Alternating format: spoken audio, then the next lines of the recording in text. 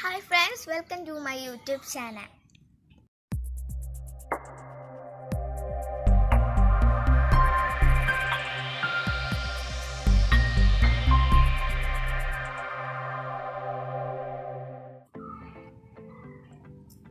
ഇന്ന് നമുക്ക് നമ്മുടെ പാടത്തും പറമ്പിലൊക്കെ ധാരാളമായിട്ട് കാണുന്ന ചെറുളയുടെ വിശേഷങ്ങൾ കേൾക്കാം.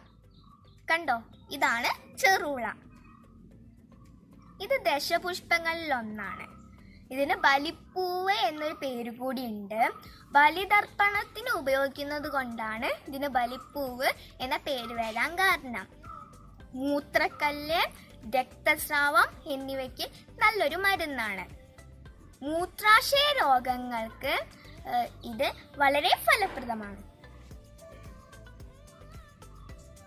ചെറുളയുടെ ഇല എടുത്തിട്ട് കഷായം വെച്ച് കുടിച്ചാൽ വൃക്ക രോഗങ്ങളെ ഇല്ലാതാക്കി കിഡ്നി സ്റ്റോൺ പോലുള്ള അവസ്ഥയ്ക്ക് പരിഹാരം കാണുന്നതിന് സഹായിക്കുന്നു. പലപ്പോഴും ആരോഗ്യത്തിനുണ്ടാക്കുന്ന പല പ്രതിസന്ധികൾക്കും ഏറ്റവും ഉത്തമ മാർഗമാണ് ചെറുള.